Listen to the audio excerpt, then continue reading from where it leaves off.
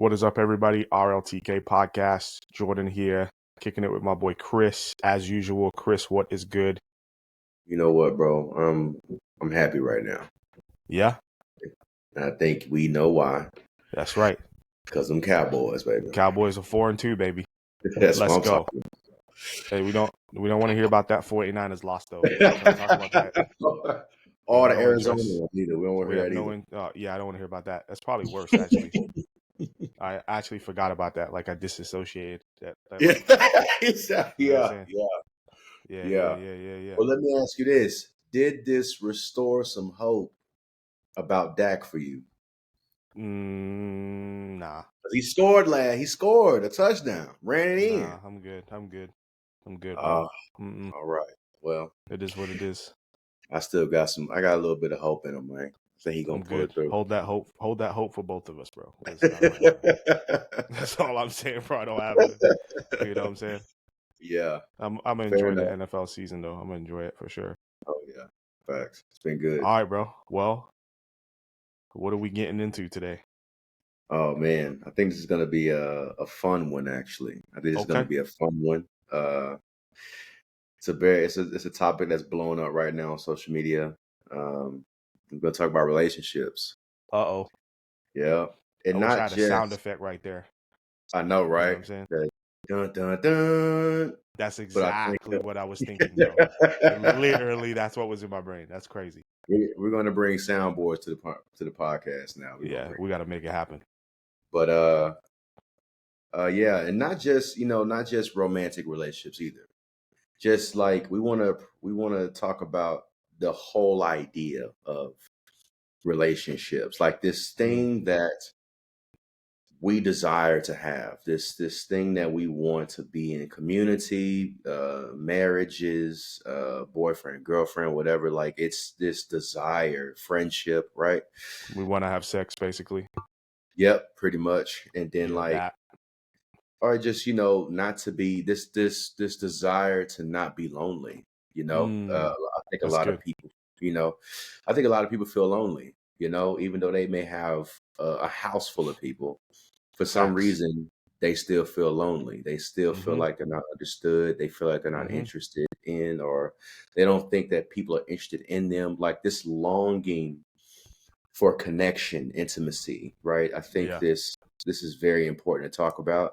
Mm-hmm. I think that and social media has a very big part to play in it. But Absolutely. I want to talk about the idea of it, not Yeah. just, like this thing that God has given us to want and desire and long for. I Yep. want to dive deep into that nature. So, Yeah, I yeah. think in the conversation, like something important to say from the jump is like kind of how we even think about relationships, or at least how I perceive that we think about them.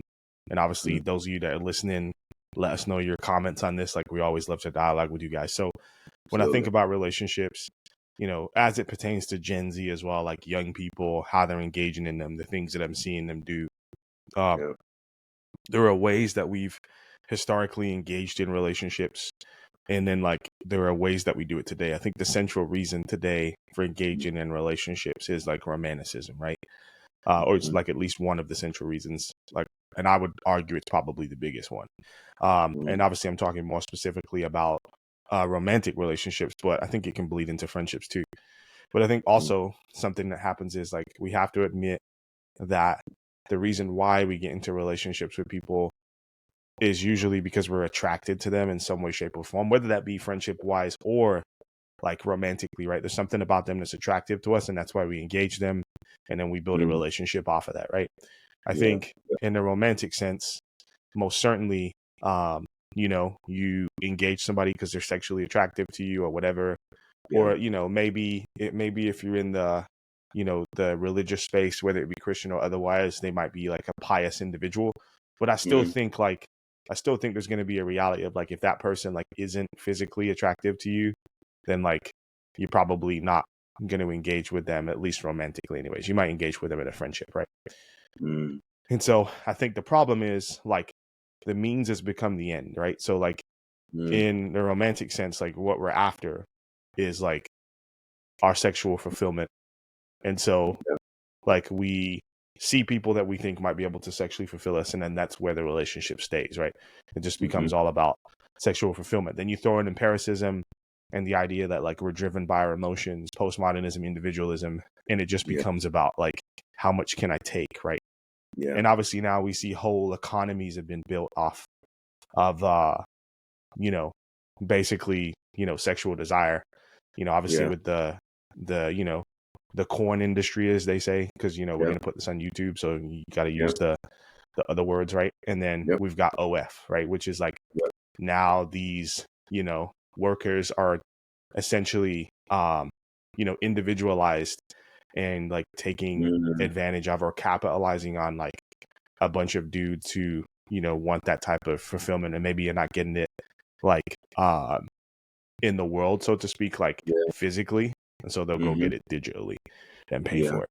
And Yep. so I think it just shows us like it gives us it shows a ton of symptoms as to where our culture is at, and like you know I think we got to identify some of those roots, and I think some of those roots are like romanticism, hypersexualization of our culture, like what we desire, and how that's been shaped by like how we've grown up and the things that we've seen, the things that are on our TV, Mhm. the way that like people are even interacted in relationships in this day and age.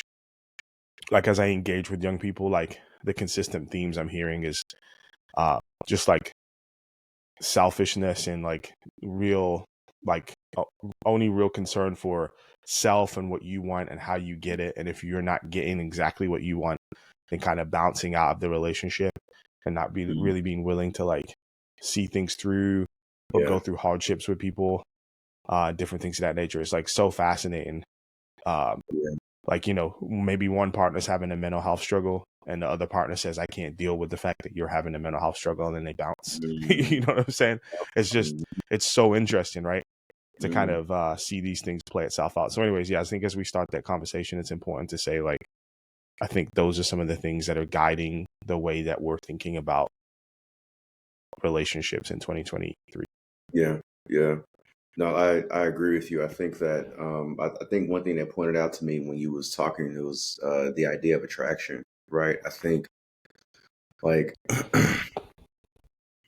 I think attraction is a natural thing. I think we can start the conversation here, right? Because like before we even hop into the conversation of relationships, then we have to talk about what we are attracted to, Hmm. right?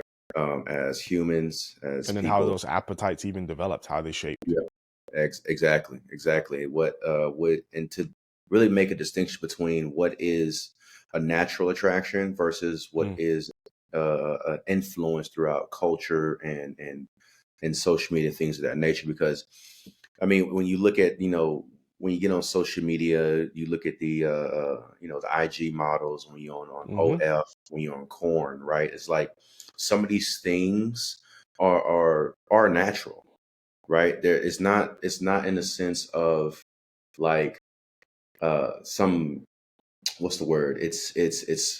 It's corrupt in a way, but it's also still nature within itself. The desire and attraction Yeah, of, yeah, yeah, yeah, yeah, yeah, yeah. right? You get what I'm So saying? people want something that's good, but they're Yes. going after it in the wrong way. So Exactly. like Exactly. I think Yeah. is it Al Walters? He wrote this book called Creation Regained. If you haven't read it, it's dope. Super small Mhm. read. And anyway, he talks about this idea of structure and direction. So when God creates, he designs things with a structure, like a way that they are to be used. And he Absolutely. Yep. calls that good, right? It's not Hmm. just that he creates the thing, but he creates the thing with a specific way it is to be utilized, right? Yep. And that's Yep. what is good. And then what Yep. humans do is direction. So we take those things and then we Hmm. use them how we want to, right? Yep. And so Hmm. like we might use them in the way that God intended. We also may not use them in the way that God intended. And that's kind of what we're getting Yes. at, right? So like Absolutely. corn, OF, all those different types of things are ways that like something that God has designed, which is good, sex, Hmm. is Yep. being used in a way that like it's not supposed to be used, right? And I Yes. think we can like, why would I say that? I think, well, number one, God said it. Number two, Hmm. practically speaking, we can see the effect it is having on our culture, on our world. It is not Yes. producing flourishing. It is not producing healthy humans who are contributing to society. It's producing anxiety, depression, Mhm. loneliness. You know what I'm saying? Like Yes. even the people that are like doing the stuff are coming out and saying like, yo, I shouldn't have done that. I wish I never did that. This is Yeah. like, I feel like I'm losing parts of myself. And Mhm. then it's like, yeah, because like you're doing something that you weren't designed to do, and you're using something in a way that it wasn't designed to be used. Do you know what I'm Yeah. saying? And Mhm. so, yeah, that's what I'm hearing you say.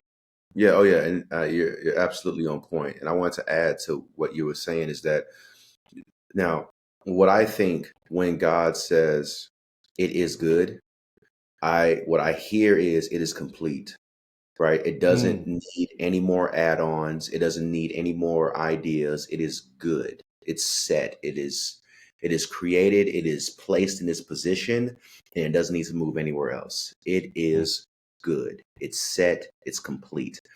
And so, like when we talk about the idea of like the attraction or sexual desire, or not even just sexual desire, because what's interesting about corn is that it's not even about sexual desire.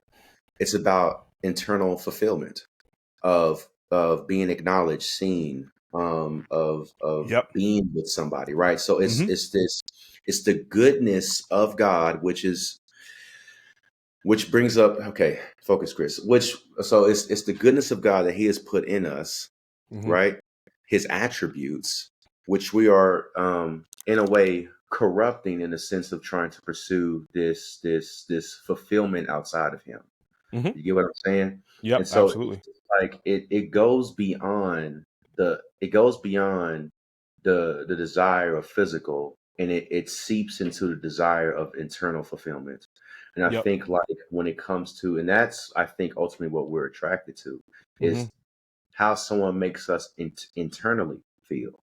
You know what I'm Correct. saying? Like when someone that we like interacts with us and acknowledge us, say hey to us, wants to talk to us, is interested in us, that brings a certain type of life out of us, a Hmm. certain type of light inside of us. I think that's why Scripture, Proverbs says, above all else, protect the heart, right? Because the desires of life flows through it. So it's like when someone that that you are attracted to comes to you, this life comes out of you, this excitement, this like this joy, this happiness come out of you because what you are attracted to is now coming your way. And so I Mm. think like what's interesting about, I think that's like, how do I say it? It's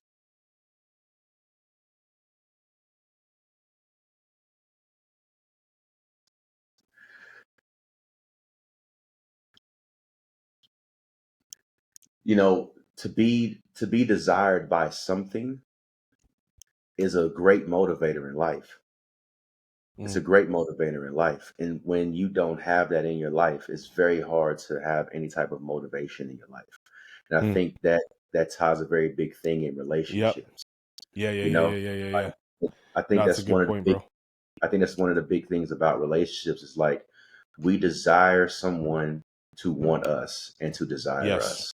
You know what I'm Yes. saying? But Yes. I think the other side of the coin that we don't discuss about relationships is the work you have to put in, Yes. right?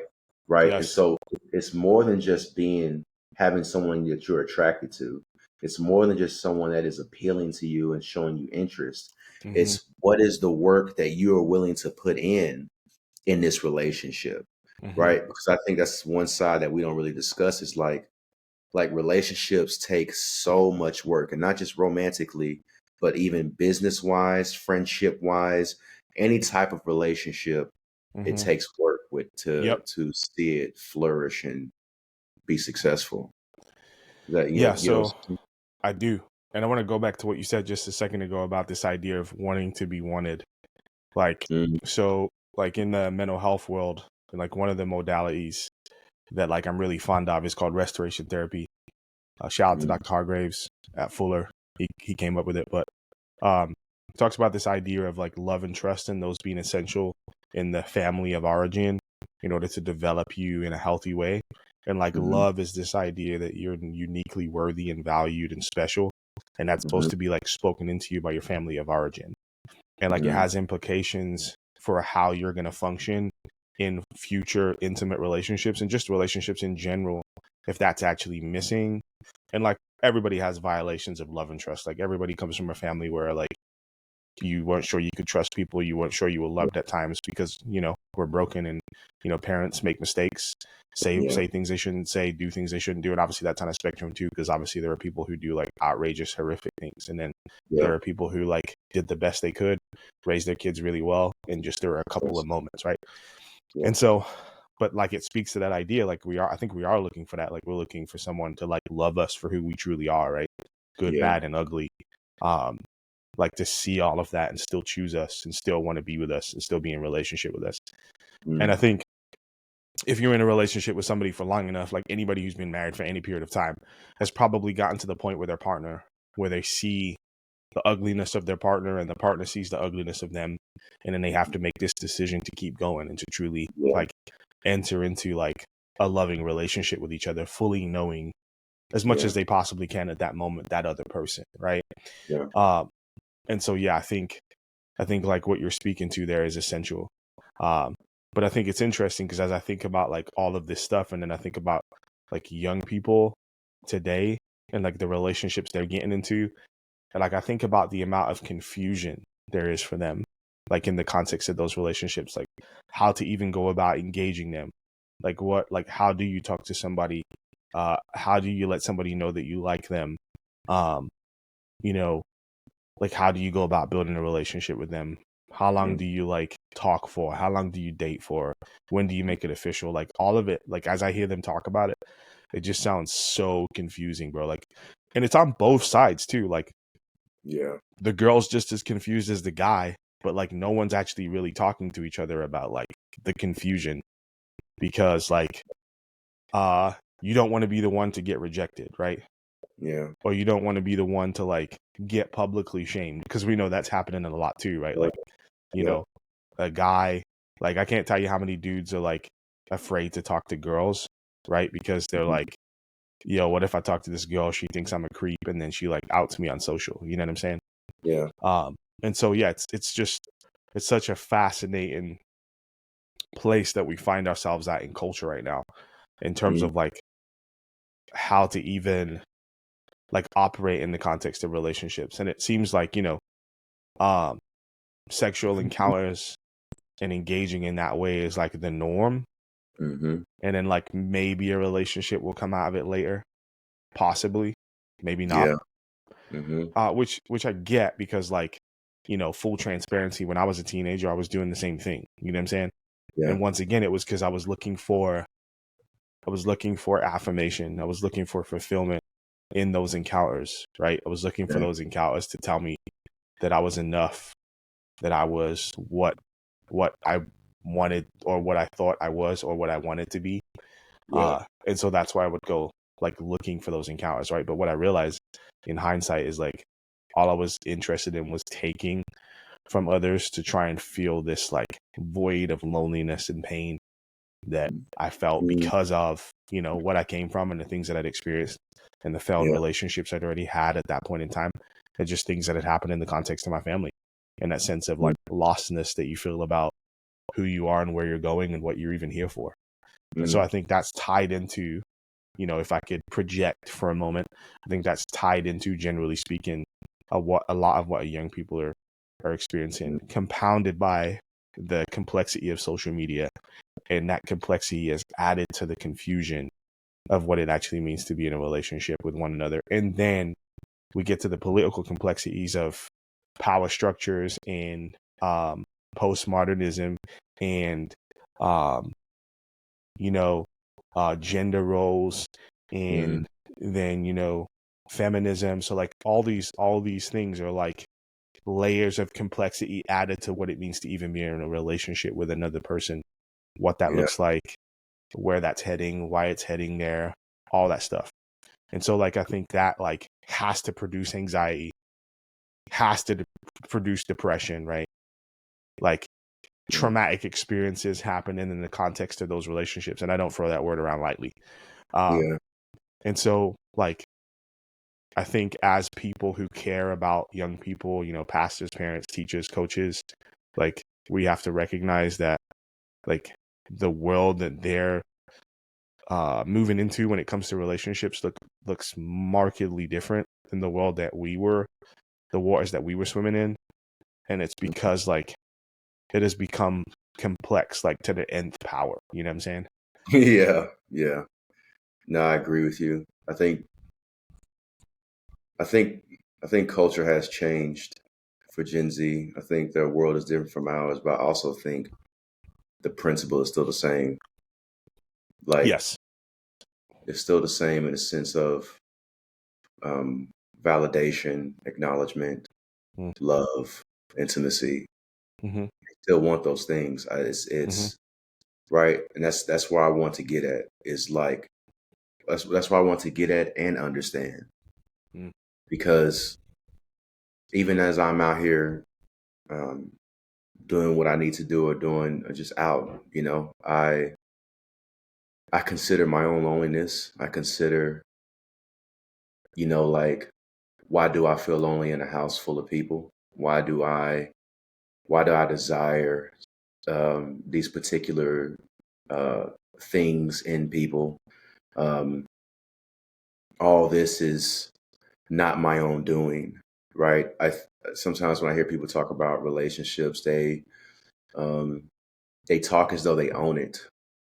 They talk as though they own relationships. They own this idea, this force, this desire within us to be with somebody. We know I hear such ownership as though they own it, and I think we are a slave to the idea of relationships. I think we are a slave to it. I think we're tied to its chains, right? And because this is not something that we've created, there's no way we can come up with a concept of a human desiring of the human. I don't even know where to begin to even start the process of creating that idea.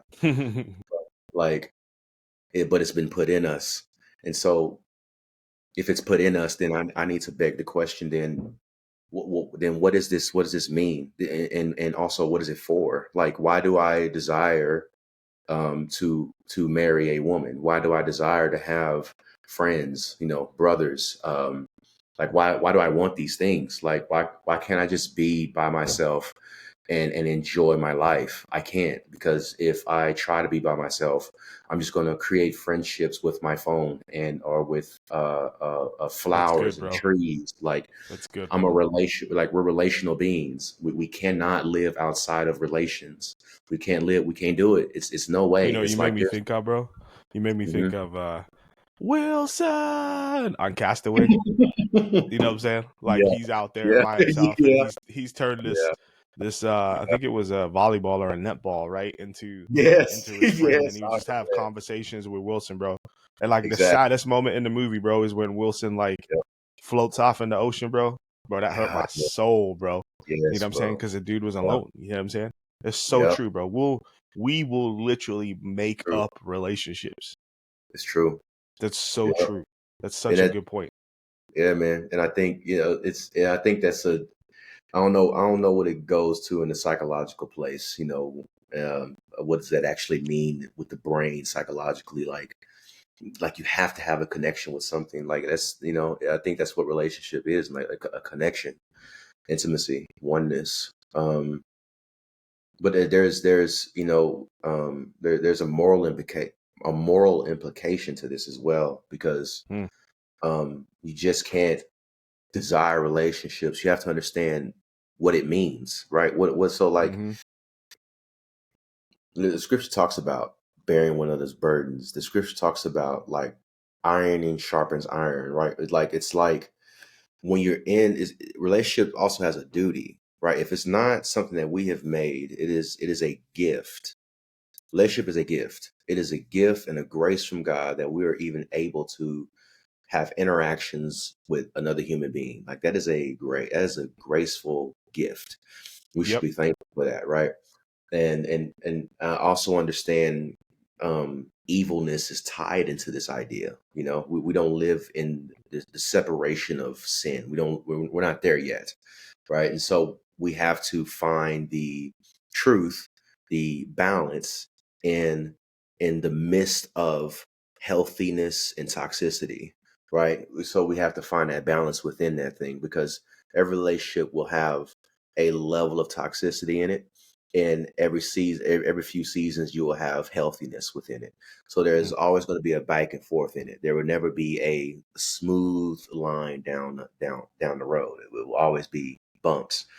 But I think, like, when it comes to relationships, I think the reason why it requires work, because you don't know what will come out of you when you're in a relationship with somebody, right? It's like people say heal before you get in a relationship. Well, what do you mean by heal? Because I don't know how much healing I have to have in order to be in a relationship, because I don't know myself fully, and I don't know what's going to come out of me when I get into a relationship, Mm. right? And my whole point in saying that is that I see relationship, the idea, I see it as a tool. I Mm. see it as a tool, right? Now, the benefit of this tool is that I get to have companionship. I don't get to be alone. I get to have someone around me, someone to eat with, crack jokes with, cry with, right? But what is the ultimate goal of it? And from what I understand, is the goal of a relationship is to get to something that is beautiful, something that is good, something that is profound, Mm. um, right? Because I think a lot of the complications when we're talking about relationships, and not just romantically, but everything that requires relations, it is I think it is to help us pursue order. It is to Mm. help us to pursue good. It is to help us to pursue God ultimately, Yeah. because Hmm. He is all those things that I just named. He is the beauty. He is the good. He is the wonder. And ultimately He is the image. And I think that because Scripture also talks about the world will know us by how we love one another, Yep. right? And Hmm. so if it and we know that to be true. So since that is true, that means relationship is a displayer of something bigger than us. And so, Mm. like, the tool of it is to display something that is bigger than me and you, right? And so if it's to display something bigger than us, right, then there is a moral and ethical implication to this thing that we desire called relationships within people. Yep. You know Well, I what I'm saying? think to get to your point, like I've been thinking about this as you've been talking, like I think the implications, like how we've understood relationships as Christians, is the Trinity, right? So God Yeah. has eternally existed, one God, three persons in perfect community with Mhm. Himself, and out of that perfect community, He creates humanity, right? And so, Yep. like our relationships, so to speak, give us like a taste of that, or at least we could say our marital relationship, that Yeah. oneness, right, gives us a taste Mhm. of that oneness in the Trinity. And obviously it's Mhm. like, it falls short of what the Trinity is, but it's like Mhm. the closest human expression that we have, right? Yeah. And so I think like that's the grounding that we have for Yes. understanding like why we're relational beings. Like God fundamentally in himself is a relational being, and out of Yes. that, who he is, the very like essence of who God is, like out Mhm. of that, right, Mhm. humanity is created. And so I Yes. think that's where our like deep desire for relationship and connection comes from. It's like, Absolutely. out of the very nature of who God is. And Yeah. so I think that's Abs- how we make sense of it. I think without that, it doesn't make sense. And it's like, why do I even care about this? And why do I like turn inanimate objects into things that I can have relationships with? I mean, people really do have a relationship with their phone. I mean, it's Yeah. crazy to think about. We really do. Relationships with our TV, Yep. relationships with food, you know what I'm saying? Pillow. Relationships with whatever.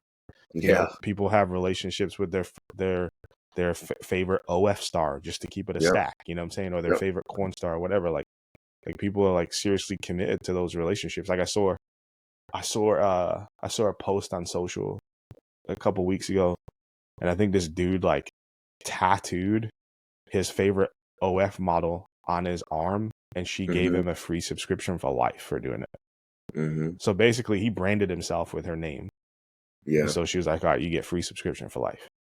Yeah. I mean, just think about that. Yeah, man. That's wild. Yeah, it is. Wild, right? Yeah. Mm-hmm. But I think I that also speaks to how yeah, like how desperate we are for connection and yeah, how it is built into the very nature of who we are. And yeah. so I think because we've been talking for 30 minutes and we haven't asked another question, I'm going to ask one. Okay. Um, like what, like, how can we help young people think about relationships in a healthy way, or dare I say, in a godly way? Like, how can we help them think about it in a way that's going to bring health and flourishing and like um, closeness with God and closeness with others around them, whether that be in a romantic relationship that leads to marriage or in friendships?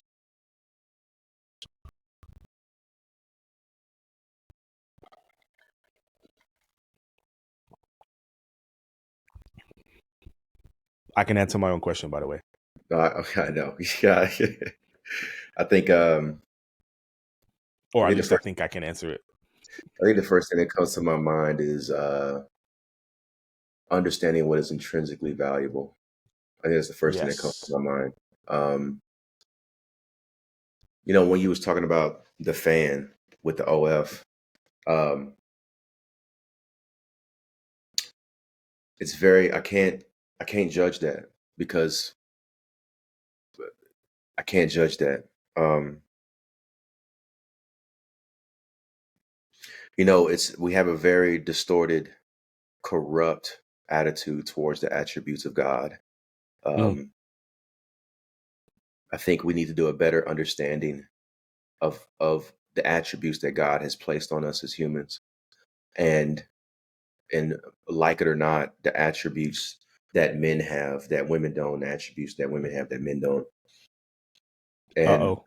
understanding the I understand it's controversial, but it's just the truth. It's the truth. I think if we really want to balance out, if we really want to have a successful society, we have to understand how we are made. And I think that the Hmm. things that God has put in us is so crucial because we have now um, corrupted through of the desires of the things of love, the desires of being wanted. Like we don't know how interesting. We don't know how to be wanted, and we don't know how to be Mm, loved. Right? It's mm, like I want someone to want me, but I don't know what that actually means. Right? mm. Because if someone gives me the opportunity to be wanted, what am I going to do with that, and what's going to come Yep. out of me? Yep. Right? And so, and like But I was that's been thinking about, shaped by culture, right? So like the way that we think we should be wanted has been shaped by culture. So then we mm, go after like unhealthy ways of being wanted, right? So like, yes, okay, I'm gonna go be sexually promiscuous, or okay, I'm gonna like get into multiple relationships at once, or all right, I'm yes, gonna go like pursue these uh like pseudo ways of being in a relationship, right? hmm Um, and then like it doesn't give me what I want, and it actually ends up bringing harm and like all types of emotional mental challenges, right? And hmm so but that like and that comes back to like social media, technology, the things that we watch, the things that we're seeing, the ways that we're engaging with each other, the ways that we're being taught to engage with each other through technology and social media. Like I think I'm just coming to terms with how like impactful and how worldview influencing social media and technology has been on Gen Z and Gen A. Like we can't overstate it enough. And I Mm, think like I've taken it for granted because I still remember what it was like to not have those things. yeah, They don't have a yeah, context where those things ever didn't exist.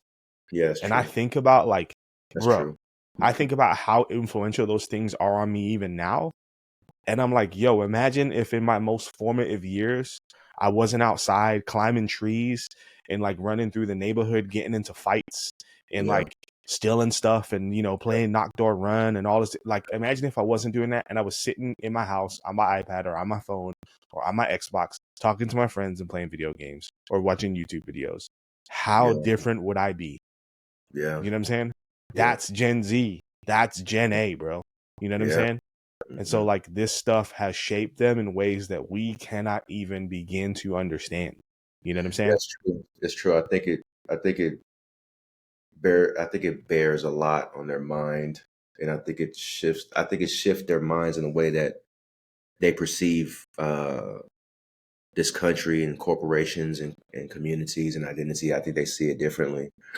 But I think it goes back to the point of what can we help them? How can we help them in the pertaining of relationships? Mm, And I think it's to understand what is intrinsically valuable.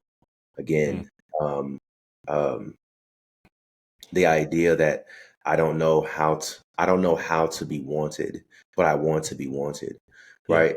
That means that if that is true for myself, that means I don't know how to actually love myself, right? Like if like what does it mean? I would say to help Gen Z in their relationships, they have to know how to love themselves, how God loves them. They have to come to grips with that, right? And that just doesn't take work. That takes faith, right? Because what's interesting about, God is that he does invest in you, you know? He does he does take time to invest in you, intercede for you, work within you, right? And like it's just not it's just not the fact that he's shaping you into the image of his son. He's showing you how to love yourself, right? And in knowing how to love yourself, right? He's teaching you how to love yourself in the attributes that he has given you, right? It's almost in the sense of like nourishing and cherishing and managing and tending to these particular attributes that he's put inside of you. And mm, and like it's like I cannot love you, bro, if I cannot love myself, right? I think we all understand that because if I understand how to love myself, there is a standard even within myself that I give myself so I can maintain myself. And it'll be the same thing in our friendship, right? mm, Like we will know how to love each other and we will understand the standards and the boundaries that we have for our friendship and brotherhood. And that's what's interesting to me is that I hear people talk about standards, but they don't know how to love themselves, right? And so like they'll have a standard, but they don't apply the standard to themselves, right? And so it's mm-hmm. like it's Hypocritical. somewhat in a double standard, right? And Mm-hmm. I think that's where we're headed. It's like treat me this way so I won't get triggered or hurt, but it's not like treat me this way because this is how I treat myself. You get what I'm saying? Like Or it this it is how I'm gonna treat you. exactly, exactly. Yeah. And so I think I like totally I get what you're saying. It's like yes, yeah, it's this call to be loved out of pain and like exactly, a yeah, sense of like internal self-deprecation and negative self-talk. Like I think I'm mhm, a piece of trash. Help yeah, me convince myself that I'm not. yeah, You get what I'm saying? yep, Instead of like, yo, I'm loved and I'm an image bearer of God and we're in relationship together. So I'm going to love you as if you're the same and you're going yes, to love me as if I'm the same. And if you're not willing to do that, then like, you know, right, then the nature of our relationship's going to change. You know what I'm saying? yep, And so, mhm, yeah, that's super interesting, bro. I think like to go back to the question, um, I think you're right. Like the internal values, right? And I think this is yes, the thing that we can help young people with is like helping them gain a framework or gain values to help them like even process through like what a relationship should look like or could look mhm, like. And I think it's hard to identify exactly what it should look like because their world looks so different than ours. But I think we can give them the values that will guide them into healthier relationships and yeah, help them find the right kinds of people to be in relationship with, and more specifically, help them find someone they can be in a romantic relationship with, right? And so, like, mhm, what are the values they should hold to? What are the things that they like care about? How do they understand those things in healthy ways? And then how do they like go about identifying those things in like a potential partner or in in the context of friendships, right? Mm-hmm. So that they can like be in a relationship with the right people, and that they can encourage them, and that person can, encourage them, or they can encourage that person, and they can like grow together in a way that like honors God and like honors them as image bearers. You know what I mean? And Mm-hmm. so I think we've got to help them think through those values and think through the things that they should like hold to in terms of Absolutely. engaging in relationships with other people. And like, what are the things you're willing to compromise on? What are the things you're not willing to compromise on?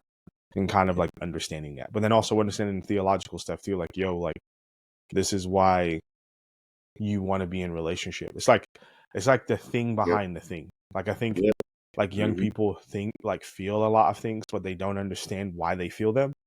And so Yep. I think if we can give them like this is why you feel this way. Like, okay, you're lonely. Did you know it's not actually like a bad thing? Like you were made to live in dwelling community. You know what I'm saying? Yeah. Like you're feeling a natural longing. The Yeah. question is, how do we go about fulfilling that natural longing? Like here's God's design for you to like fulfill that longing. You get what I'm saying? And then Mm-hmm. here's the design that culture is espousing that you should use to fulfill that value. Which one do you think's better? Have a Mm-hmm. conversation about that.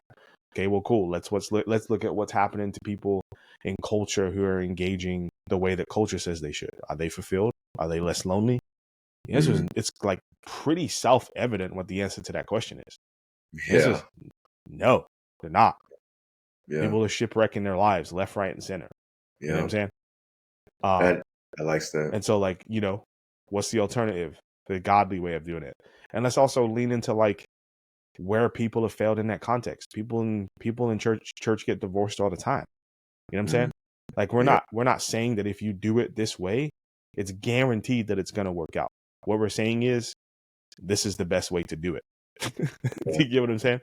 I'm not saying that means everything's gonna work out hunky dory. That's not what I'm saying. Because once again, people are struggling with sin. Like our world has been corrupted by sin cosmically, right? It's been fractured by it, and that has implications even for Christians and how they interact and the way that they perceive and see things. Um, and so, like, being real about that too, keeping it a stack. Like it doesn't mean everything's gonna work out, bro. And then also, like, once again, relationships are work. It's It's not work. just like I get into this relationship, we eat hot Cheetos, we sit on the couch, we watch movies, everything goes great. We're always feeling like we're in love with each other. You always look as good as you did when you were 20 years old, and so do I. You know what I'm saying? Like, that's not how it works. You know what I'm saying? Yeah. Like, you have Yeah. to build a life together. You eventually, get out of high school. You eventually graduate college. You got to get a job. Children come along. You know what I'm saying? Like Yeah. family issues, people get sick, your partner gets sick, mental health challenges, um, you know, tragedies, crises. Like there are all these things that happen in the context of life. You know what I'm saying? And Yeah. so what you get is to walk with somebody through all of that stuff. And if you guys will stick it out, fight and work, what you will find is there's an intimacy and a closeness that you can have that can only, I would say, like I would go as far as to say, only be developed by going through those hardships together. Mm. And that's actually what you want. But guess what? It takes decades. It does. You don't get that overnight. It But once does. again, we live in a culture where it's like I want it and I want it right now. And if I can't have it right now, then I don't want it. Yeah. And but Yeah. that was that statement. Good things come to those who wait. It's like it's so true, bro. Mm. It's true. No, I agree with you. I agree with you. I think what's missing in society is duty. Like I don't think people have duty, Hmm. Hmm. right? I mean, we both played sports. We watch sports. What makes these teams so close is that they have a goal in mind, Hmm. right? The Super Bowl, the But like you said, they have championship, a duty to one another, like to to accomplish one that, right? another, Like you can't accomplish right? it by yourself. It's interesting because there's layers to this, right? It's like I think social media has done a great job at removing the sense of duty in relationships, right? Mm. not like I'm gonna be with you and we're gonna, like you said, eating Cheetos and just chopping it up and we're always gonna be attractive. Like it's like things fade in life. That's just how Mm-hmm. things are. It is what it is. Mm-hmm. But I think that what keeps relationships such what keeps relationships together is the sense of duty.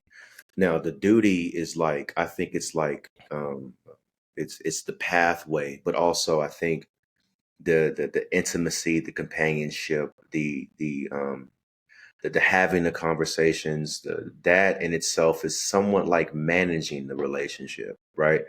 So like we're in a relationship, we have a goal in mind, and we want to make it to this long period. So how do we do that? We Mm. tend to one another. We bear Yeah. one another's charter. We Yep. bear one another's burdens, right? We consult, we talk, we advise. Like it takes a whole lot of work because what you're going towards matters more. And I Mm-hmm. think social media has done a great job of removing that, especially with the Yep. idea of Yep. individualism, like how it's all about me, and Yep. that goes towards like how uh people creating standards that they don't even live by themselves, Yep. and people demanding to be loved when they don't know how to love themselves, right? So that's where relationships fall apart. Is that we're too hyper focused on individualism in the sense of I'm gonna treat myself how I'm gonna treat myself, but you love me this particular way. You understand what I'm saying? And so Yep. like create standards for others, but not for self, right? And so now we have corrupted and messed up the idea of relationships. So now we don't even know how to be in a relationship anymore. Right. And so now we're having struggles Mm-hmm. within this.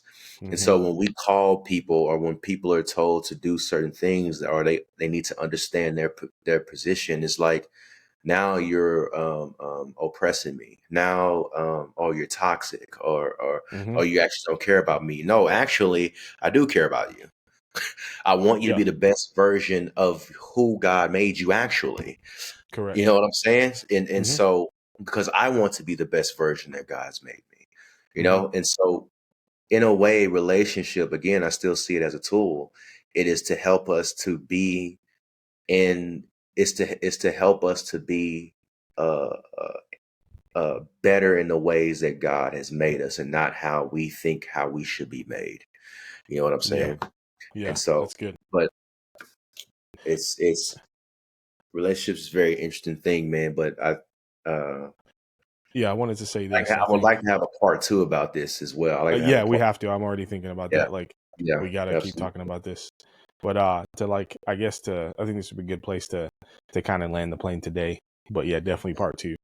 One of the things I like to say to people, and this doesn't work in every context, right? Like if it was an abusive relationship or something like that, this wouldn't actually work. But when people like we're having conversations about what it means to be in a relationship, I often like draw like a circle and I cut it in half and I put you on one side and me on the other side. And I'm like, I think a lot of people think about the relationships in terms of like it's you and me in this thing, this relationship, and this relationship kind of happens to us. It's not really something that we have any real control over. Like all these things are kind of just happening around us. And it's like you have your half of the relationship, I have my half. You keep your half clean, I'll keep my half clean. If you don't keep your half clean, I'm gonna have a problem. If I don't keep my half clean, you're gonna have a problem. And so that way, I actually like to describe it because I actually don't think that is a framework that leads to collaboration and like growth in the context of the relationship. It's kind of like pointing the finger at the other person and making it their fault. And so what I talk and like this like sense of like not being in control of what's happening in your relationship, stuff's just happening to you and you can't really do anything about it. So it's kind of like, you know, this idea of you fall in love and you fall out of love. I think a lot of people like point to those ideas because they feel like there's a lot of things that have happened in their relationship that have just been out of control of. And the reason those things have happened is because it's just not meant to be, right? Because fate said so or whatever else, because all these hard things have happened. I don't actually think that's true. I think it's more like there's you, there's me, and then I draw two arrows from you and me that come together to create this thing called us. And so you're still Mm, you and you're still you, but you come together to create this thing called us. Now, mm, what that means is everything that your relationship is, it is by design. You created it. mm. Both things Yeah. you say, don't say, things you do, don't do, expectations that have been communicated, that haven't been communicated, all that stuff comes together to create by design what your relationship is. Yeah. You guys created this together. Nobody, like, it's yours. The cool Yeah. thing about that is you can break it at any time and make it whatever you want to be. Mm. It just takes work. Yeah. So if you want to create whatever us you want that us to be, it takes work to get there, but it's possible. Mm. Yeah.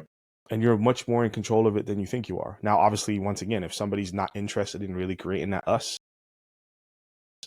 then they're not really interested in being in a relationship. But what that also means too is, like, if there's a problem, if there's an issue that needs to be resolved, though it may come through one partner, it's not actually just that partner's problem. The reason is because it actually has implications for the relationship. Do you get what I'm saying? Yep. So if you guys don't come together to solve this issue, guess what loses? Us. So anything that stands in the way of us, we need to figure out how to deal with together. Yeah. And obviously, once again, in every circumstance that doesn't work, right? Like, if someone's abusive, if someone's a substance user and they want to choose that over us. But once again, like, to my point, they're really saying, like, I don't want us, I want me. And I want you to do what I want you to do. That's not us. Do you get what I'm saying? Yeah. And so I think people think about relationships the first way in this day and age way more than they do the last way that I just described. And obviously, like I said, analogies at some point fail, but I think you get my point. Hopefully people get my point. Yes. Mm-hmm. But yeah, bro. Okay. So part 1 in the books, I think there's a part 2 coming. Absolutely. For sure, because we got way more to talk about in the context of this. And I think we can definitely drill down into Gen Z and Gen A a little bit more too. But like we always say, this is the beginning of the conversation, not the end. You got questions, you got comments, you got concerns, shoot us a message. You guys know where we're at. Drop a comment on our YouTube channel, Facebook, whatever. We love you guys, and we'll talk to you soon. Peace. Deuce.